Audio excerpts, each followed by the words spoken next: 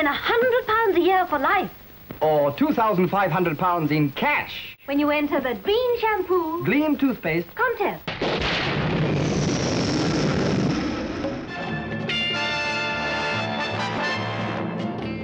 Where am I? It's Your Funeral was first broadcast in December 1967. It was written by Michael Cramoy, directed by Robert Asher, with significant input or intervention from Patrick McGoohan. It was produced again by David Tomlin and McGoohan, with script editor George Markstein. Due to Cramoy and Asher only working on this one episode, it's slightly at odds with the previous proceedings, offering a straightforward village story of number 6 actually helping a number 2. The episode also delves into the cyclical nature of power transitions and the inherent treachery within hierarchical systems. The orchestrated assassination underscores the expendability of leaders within oppressive regimes, serving as a commentary on the ruthless mechanisms of political manoeuvring. This episode saw a blazing row between Asher and McGoohan, witnessed by some of the cast, no doubt due in part to McGoohan's dissatisfaction with Asher's work, and also due to the increasing strain McGoohan was under. He was having a bit of a nervous breakdown, to be honest. He was terribly uptight, terribly. And one day, 2 or 3 days into shooting, he had an enormous row with the director on the set, in front of everybody, screaming, and he sacked him. Wearing many hats in the creation of The Prisoner, the book stopped with him, should it all end in disaster. Patrick McGoohan's infusion of his birth date, March the 19th, 1928, into the opening episode of The Prisoner, offers a tantalising glimpse into the nexus between his personal identity and the series' protagonist, number 6. In 1966, as The Prisoner was taking shape, McGoohan was at a crossroads. Having concluded Danger Man, where he portrayed the suave Principal John Drake. Know what Pullman did to her. With proper care and attention, she could get well again. Please give her that chance. I know all about Pullman's methods. You don't have to explain to me. He had grown weary of typecasting and the commercial constraints of television. This weariness mirrored number 6's defiance against the villagers' suffocating control, suggesting that McGoohan channeled his own sense of entrapment into the character. The birth date detail, embedded in the dossier, flashed on screen during arrival, transcends mere Easter egg. It hints at a deliberate conflation of self with fiction, as if McGoohan were confessing, through coded autobiography, his own struggle against an unseen authority, be it network executives, societal expectations, or his own relentless drive. The transition from Danger Man to The Prisoner illuminates McGoohan's personal village, a psychological and professional prison forged by his success and principles. As John Drake, he embodied a stoic, morally upright operative, a role that earned him acclaim, but also shackled him to a persona he increasingly resented. By 66, married to Joan Drummond and raising 3 daughters, McGoohan was a private man under public scrutiny, his Irish Catholic upbringing fostering a reserved demeanour that clashed with fame's demands. The Prisoner emerged as a radical departure, co-created with George Markstein, yet unmistakably McGoohan's vision, a surreal allegory of individuality versus conformity.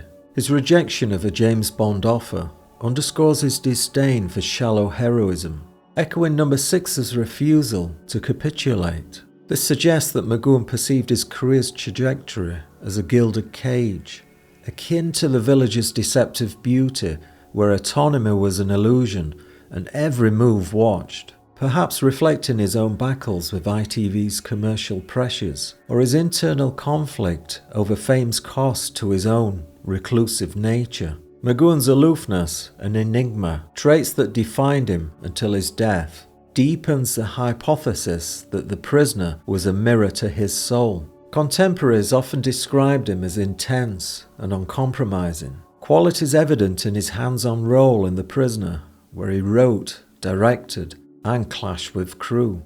We know George Markstein was a highly intelligent man who'd had some prior dealings with the intelligence world. I won't go into that any deeper. We also know he was partly responsible for the creation of The Prisoner, with regards to its literal presentation of elderly spies being put out, or in, to graze. We know a literal village, Inverlair Lodge, actually existed, albeit a very nice retirement place, nothing like we see on screen. It was officially known as No. 6 Special Workshop School. Whether it's true or not, that at the end of Secret Agent, there was a party in London from which there were members of Parliament there, and someone made the remark to Patrick of, so what does a secret agent do when he retires? Meaning the actor. Patrick, inquiring, said, what do they do with secret agents when they retire? I have been to Inverlair, and the people are very nice indeed. They even let me leave. As I'm writing this and knowing Markstein and McGoohan had a major falling out later on in the series, I wonder if this was due to McGoohan's insistence that the episodes explore the allegorical and surreal, rather than the literal, recalcitrant spy trying to escape. Either way, this Lennon and McCartney type union gave us both visions, making for a highly rewatchable show, suitable for viewers who enjoy both the literal and metaphorical. Markstein's later work included Special Branch, Callan, the Odessa File, and the initial synopsis for the SAS Embassy raid, Who Dares Wins. And no, Lewis Collins was never in the SAS. I had come across a curious establishment that existed in Scotland during the war, into which they put recalcitrant agents, and who was more recalcitrant than McGoohan? When McGoohan was writing, was conceiving, was directing, and didn't know where he was going. Catherine McGoohan's remark implies he saw himself as No. 6, not merely in spirit, but in essence, trapped by a life he constructed, yet couldn't fully govern. He was not playing a character. Oh, he was playing the character of number 6, but all the ingredients of him,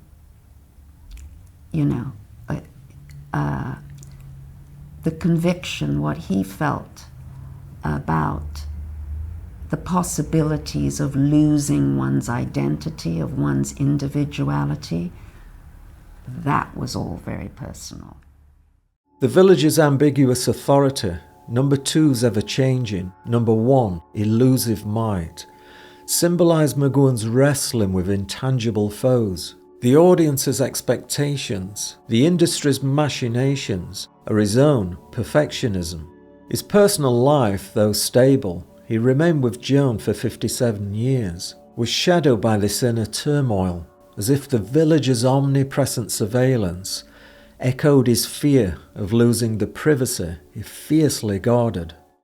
When you've got these ideas and these thoughts, and you know things, it's sometimes hard to live in the world. When you see what's going on. And I think in that respect, rather than being caged, there was a sense of isolation. The series' refusal to resolve. No. 6 escapes, but everything starts again, mirrors McGoohan's lifelong reticence, offering freedom without closure, a paradox he lived. This self-identification as No. 6 resonates with McGoohan's broader existential stance, blending his art with a cryptic autobiography. In 1967, amidst The Prisoner's production, he was 39, a man in midlife reckoning with purpose and legacy. His birth date is silent signature on a manifesto of resistance. Unlike Drake, a cog in the system, No. 6 is a rebel without a cause, beyond liberty, reflecting McGoohan's shift from playing a servant of order to embodying its antithesis. His aloofness, then, was less arrogance than armour. shielding a mind that saw life as a village writ large, where conformity tempts and individuality exacts a toll. For an intelligent observer, this suggests the prisoner was McGoohan's catharsis, a coded diary of a man who, like number 6, shouted, "I am a free man!" to a world that insisted otherwise. They were also prisoners of conditioning, and they were used to writing for, the Saint series or Secret Agent series. And it was very difficult to explain, and we lost a few by the wayside. I sat down and I wrote a 40-page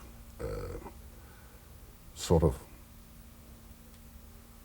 history of the village, sort of telephones they used, the sewage system, what they ate, the transport, the boundaries, a description of a village, every aspect of it. We begin It's Your Funeral with a beautiful piece of stock footage filmed in the late summer of '66. That's transition to MGM Studios, where our female lead, played by Annette Andre, is walking towards number 6's home. She has a slightly worried look on her face, complete with ominous music to match. She looks at the number 6 sign with apprehension and wanders into the building. Annette Andre, Monique, number 50, is one of the rare characters actually given a name. Probably so because the father who appears later on wouldn't have been calling her by a number. Andre gained recognition as Jeannie in Randall and Hopkirk Deceased and made multiple appearances in The Saint. It's no secret now that she loathed Patrick McGoohan, and after a short initial platonic period in filming, she considered walking off set for good. When in scenes with McGoohan, he wouldn't even look her in the eye, and she was rather distraught after witnessing an almighty bust-up between McGoohan and director Robert Asher. I didn't particularly get on with Patrick. He was a very difficult man. I have thought, actually, in more recent times, that when I've looked at this episode again and looked at it, I never thought that my performance was very good in it. But I think it actually was. And I think the reason was because of Patrick. Asher was actually relieved of his duties mid-shoot, with McGoohan taking over. Her entrance into number 6's home is watched over by Peter Swanick as the supervisor and the acting number 2. Monique gazes around the room and spies number 6 in bed. As she quietly walks into the bedroom, number 6 is already awake and waiting to grab the intruder. Grab her he does and proceeds to question this nervous girl as to who she is and what does she want. What are you doing here? I was just going to wake you up. You have. Who are you? Her answers and subsequent plea for help go unheard, as 6, who's been in this position before, tells her the Citizens' Council will have to suffice.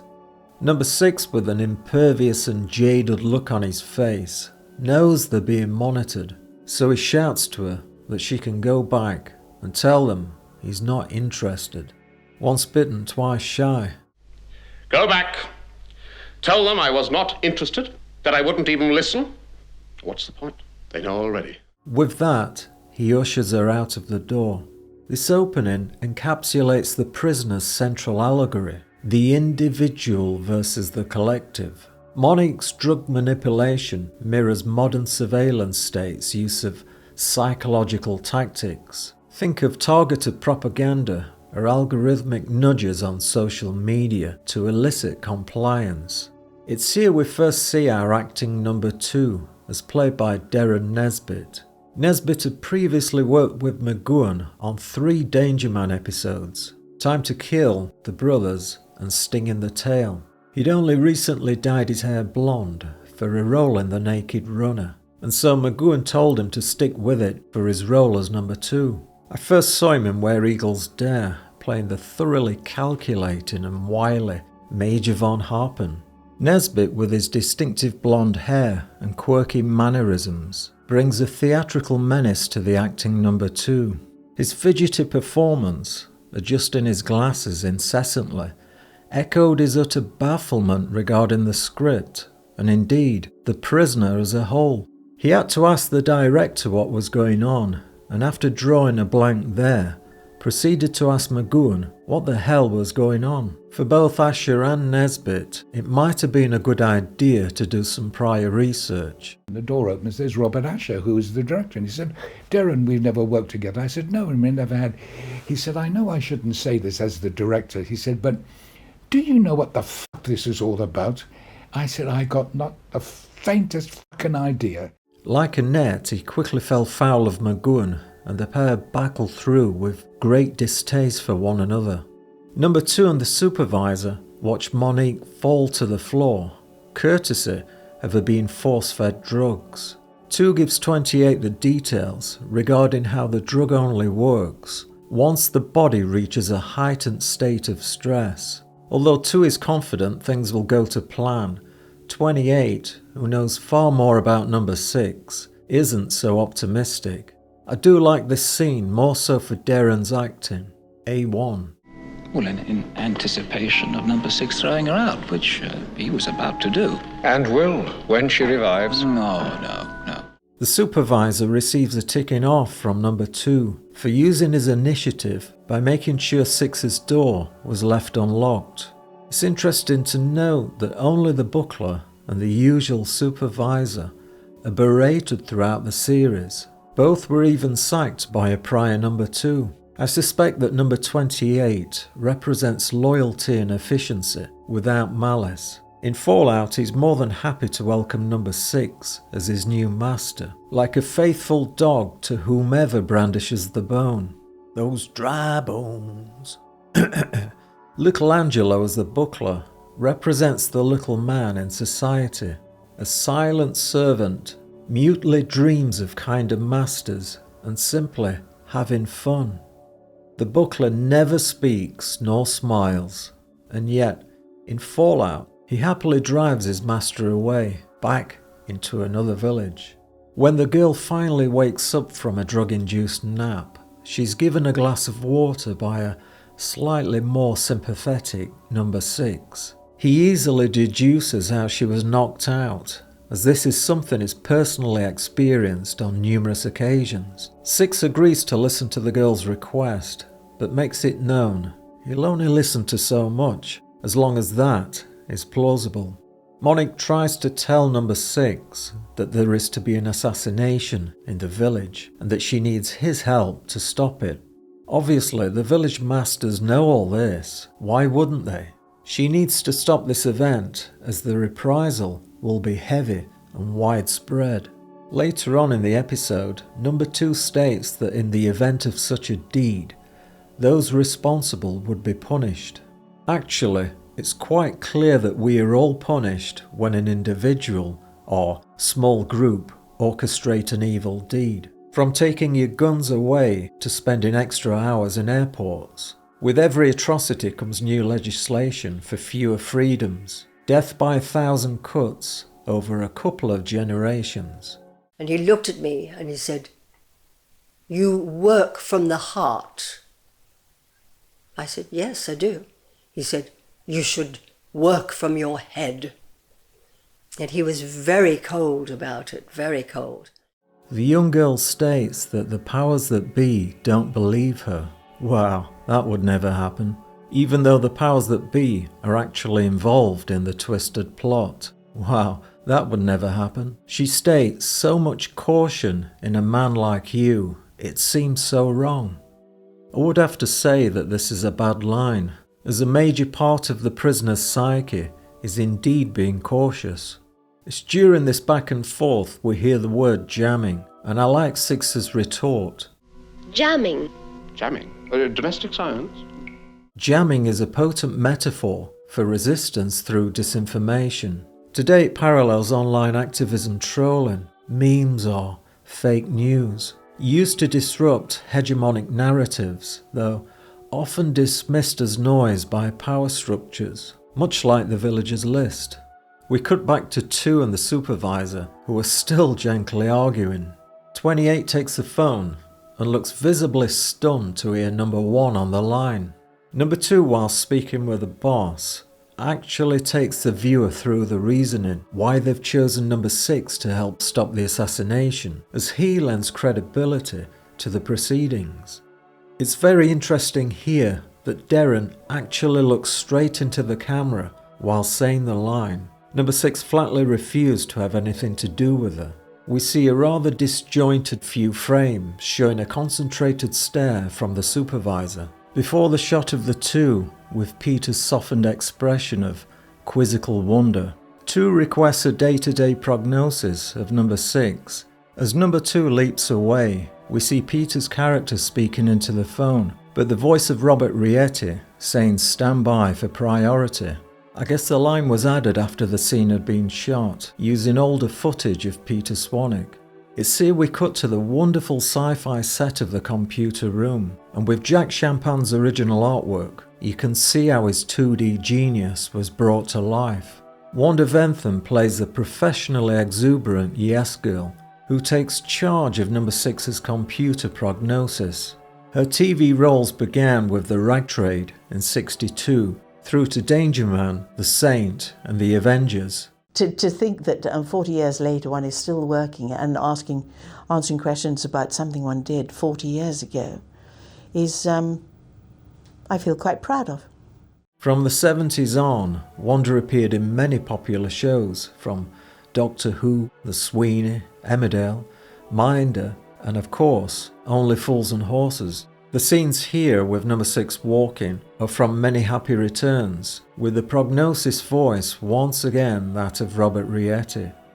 The double here in the woods is not McGoohan's regular stand-in, but a chap who was obviously well versed with these gymnasium moves. Harder to see on 60s TV, but very clear on Blu-ray. The sideways shot of these observers had also been used in different episodes. This close-up shot of McGoohan playing chess is actually from Arrival. The background should have been in the opposite direction. With number 8 still compiling the computer's Prognosis, 6 is observed having his portrait painted. This fellow villager and artist is actually played by Charles Lloyd Pack, father of Roger Lloyd Pack and grandfather of Emily Lloyd. He'd also previously worked on 3 episodes of Danger Man. With number 6's Prognosis completed, the readout is sealed in an envelope, which is very helpfully held up for the viewer by Wanda. End of part 1. They were totally real. There was no playing to the camera, no thought about being glamorous or charming, or they were absolutely straight, very truthful actors, and I think Patrick was. Mark Eden's number 100, complete in pink blazer, is a plant deep-rooted within the Jammers group. Mark, who had appeared in Doctor Who, Z-Cars, and The Professionals, went on to have massive national fame in Coronation Street, the street that's seen more disasters and serial killers than any other place on earth. No, they still think of me as just another prisoner. Getting along with your subject all right? Oh, we're kindred spirits. After a great shot of the stone boat from the bell tower, we cut back to the artist telling 6 all about the Jammers and their aims. Number 8 brings 2 the Prognosis report, and as she checks off the list, she mentions 6 buys some sweets. Number 2 uses the word candy for the US viewers. He also rebukes 8 for this particular prognosis. That is until he sees events play out on the large monitor. This stallholder here is Arthur White, brother of David Jason. He recalled that McGoohan was pleasant, but highly efficient and totally professional. For the last time, your week's credit allowance is all used up. Come back tomorrow. This small scene is quite disturbing, as today we are facing social credit systems and the government gaining access into your bank account. We aren't that far away from a cashless system where people's credit will be turned off due to perceived bad behaviour. It won't happen whilst we're still alive. They'll wait until they have a new generation that never ever saw real money. Mind you, what's this woman on if she can't go a day without some sweets? Chuck her a pack of cigs. But I can't go through an entire day without my sweets. I'm sorry. Number 8 reels off some more details regarding Six's daily habits, until number 2 interjects. He's found what he needs and asks number 100 to switch number 6's watch whilst he's busy playing Kosho. This Kosho scene was filmed before Hammer into Anvil, and McGoohan's opponent is stuntman Jerry Crampton. For the eagle-eyed, you can see Basil Hoskins flying about, his larger cuts being used for Hammer into Anvil's Kosho sequence. For me, much of this is filler and goes on too long. Mark Eden's character could have switched the watch within seconds, leading to a quick fade out. The whole scene lasts well over 3 minutes, way too long.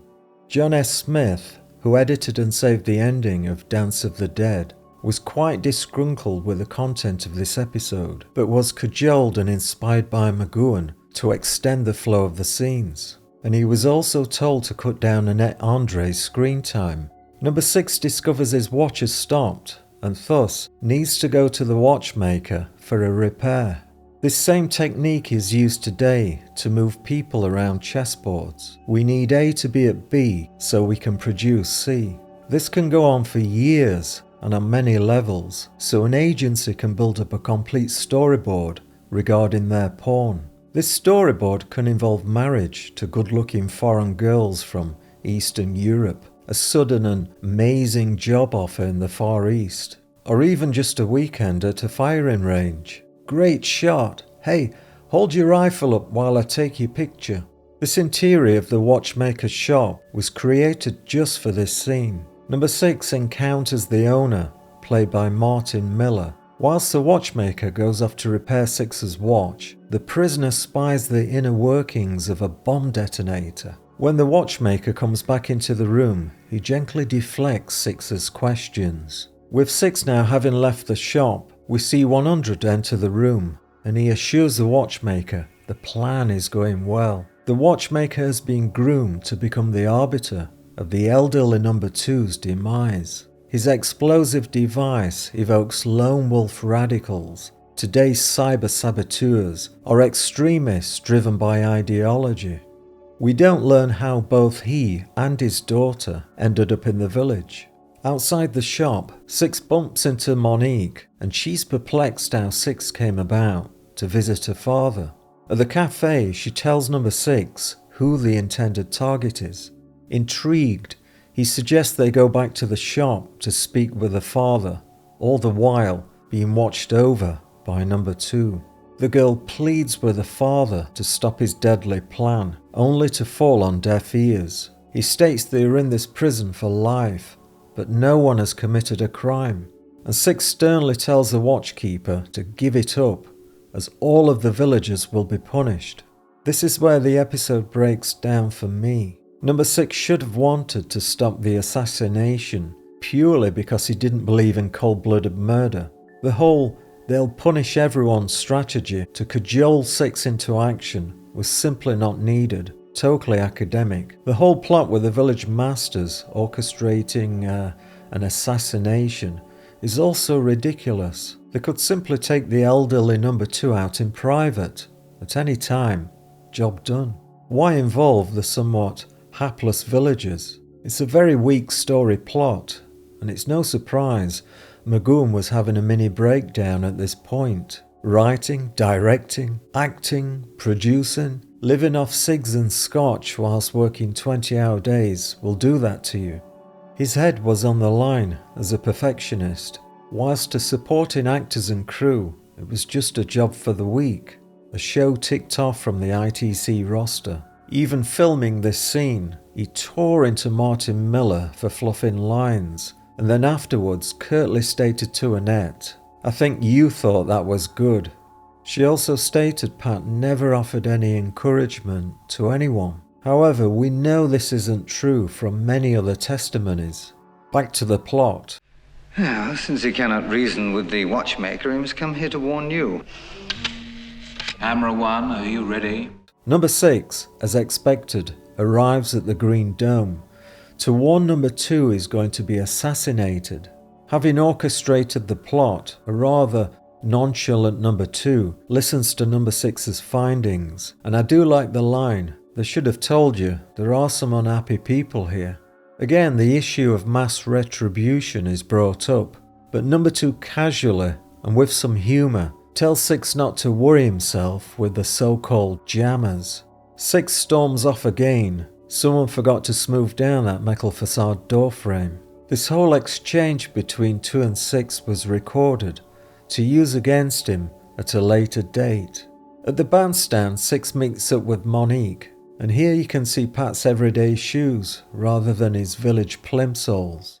Your Citizens' Council officially proclaimed Thursday, the day after tomorrow, as Appreciation Day. I did find that amusing, as it suggests the villagers really don't know what day they're on. This event will see the elderly number 2 retire and presented with a large gold seal. Again, they could have slipped him a pill in his bedtime drink and made out he'd died peacefully. No pension, no fuss. Back in her father's shop, Monique and 6 find the replacement seal, complete with hidden explosives taped inside. When the prisoner goes back to the Green Dome to relay this new information, he's greeted by an elderly number 2. For some reason he's been away, but on his return, the acting number 2 has filled him in with regards to number 6's crazy routine of telling every number 2 the jammers are out to assassinate them. The elderly number 2 naturally thinks 6 is just some crank and shows the doctored footage of 6 reporting the same information time after time. The older number 2 tells 6 that he's due for retirement, but the story doesn't tell us why the powers that be want him dead. Number 6 suggests his masters want to save forking out for 2's pension. Probably. The writer should have stated number 6 couldn't stand by and watch a man who'd done no personal wrong cruelly blown to pieces. Tomorrow I hand over to my successor. I retire. Perhaps they're trying to save a pension. The retiring number 2 observes 6 and the girl talking, and it's here where the penny drops. With anxiety etched on his face, he asks the lackey, number 22, to grab hold of some visual footage regarding number 6's warnings. 22 states he's unable to produce any such recordings, even before carrying out this order, which leads number 2 to the conclusion his death is going ahead by royal request. These scenes with Darren in the computer room were added at a later date, purely to flesh out the episode. It's here in the open cafe grounds where we hear the line that should have been offered up right at the beginning of the show. Annette says, "So if they're going to do away with the man, file the rigmarole, let them just go ahead and do it." 6 answers, what would the rank and file think? They're due for retirement themselves one day. Monique follows this up with, "They've brainwashed my father into doing their dirty work." This part of the script should have been nailed down to the viewer right from the off, and you can see how uncomfortable both Andre and McGoohan are in this scene. Number 6 pays the elder number 2 another visit and suggests the ceremony should take place without the seal. He follows this up by telling 2 this reproduction seal created by the watchmaker is packed with explosive. All it takes is the press of a simple detonator. Again, this scene with Darren was added afterwards, but I do think his telephone acting here is on point. These pictures were extra shots from Dance of the Dead, used to good effect here, but the following shots with the villagers carrying the mugshots were filmed much later on. This official's voice was overdubbed by Robert Rietti to match what viewers had heard on the village PA. Darren's expression here looks rather bored and fed up, rather fitting for such an occasion. He signals 100 and asks if things are going to plan. Come in, please. I can hear you, Wilbur. Is everything all right? Number 6 walks through the ecstatic crowd, and if you look to the right of the screen, you'll see a young Trigger, better known as Roger Lloyd Pack, father and son in one episode.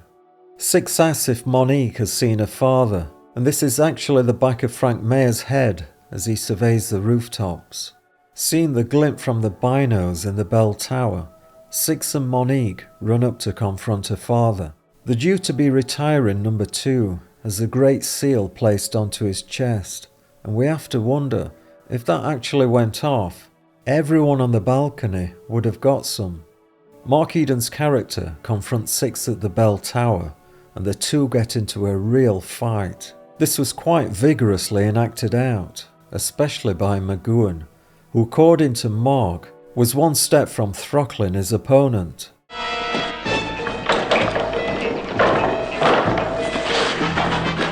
He got on top of me, and he was really strangling. I mean, there is a way of doing it, you know, without actually hurting you. And I looked up, and I could see these mad eyes looking down at me, and I thought, oh, you know, he's gone, you know, and his face was contorted with rage, you know, and he was like, you're going to, you know, all this. And he's a big man. As Six is finishing his fight with 100, the seal is passed over to the new number 2, who is very anxious to finish his speech. Six arrives at the podium, complete with the detonator, and advises the now pensioner to take it with him as security. The new number 2 looks over and sees his own fate is now in someone else's hands. And again in this shot we see the creased MGM canvas sky. The relieved pensioner runs towards the helicopter and whizzes off to freedom. Incidentally, the helicopter used for the series crashed in 1983, sadly killing all on board. Number 6 grabs number 2's arm to give it a vigorous shake, and with explosive irony states, and how you can look forward to your own retirement. I'm sure they'll have something equally suitable for you. After Six's sarcastic goodbye, the new number 2 gazes up and watches the chopper fly away.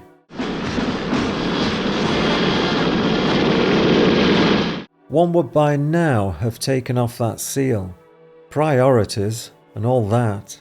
Cramoy's script, the cast's vigour, and McGoohan's obsessive vision craft a timeless critique. In the modern context, the themes explored resonate with current discussions surrounding misinformation, surveillance, and the erosion of privacy. The concept of jamming finds echoes in today's landscapes of fake news and information warfare, where distinguishing fact from fabrication becomes increasingly challenging. The Village's invasive oversight presages contemporary debates on government surveillance programs and the balance between security and civil liberties. We have to face the hard truth here that all politicians are dictators, manipulated by their masters to curtail our freedoms and liberty. When orchestrated over a generation, many don't see or feel the perennial invasion. We look back through the decades that went before us and pine for a past where everything seemed better, safer, and more carefree, and through the eyes of a faded amber tinted Polaroid, we mourn the innocence of better times. And for those who wish to negate such utterings as pure nostalgia, hey, it's your funeral.